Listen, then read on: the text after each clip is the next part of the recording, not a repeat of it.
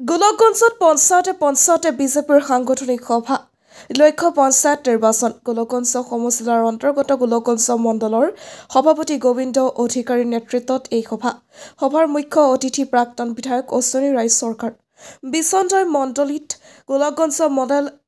কাৰ্যকৰ্তা সন্মিলন ভাৰতীয় জনতা পাৰ্টিৰ আগন্তুক পঞ্চায়ত নিৰ্বাচনৰ কুচকাৱাজ আৰম্ভ দলীয় পতাকা উত্তোলনৰ লগতে ভাৰত মাতাৰ প্ৰতিচ্ছবিত মাল্যৰ্পণ আৰু বন্তি প্ৰজ্বলন কৰে ৰবীন চন্দ্ৰ ৰায় 171 বুথ সভাপতি শ্ৰীযুত গোবিন্দ অধিকাৰী গোলকগঞ্জ মণ্ডল সভাপতি শ্ৰীযুত অশ্বনী ৰায় চৰকাৰ OBC মৰ্চাৰ ৰাজ্যিক সভাপতি গোলকগঞ্জৰ পৰা Tapan report north east frontier news party সংগঠনৰ ওপৰতে আমাৰ ভিত্তি কৰি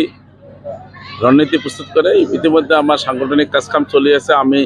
সমষ্টি ভিত্তিক সক্ৰিয় কাৰ্যকৰ্তা সন্মিলন আমাৰ ইতিমধ্যে সমাপন হৈছে আৰু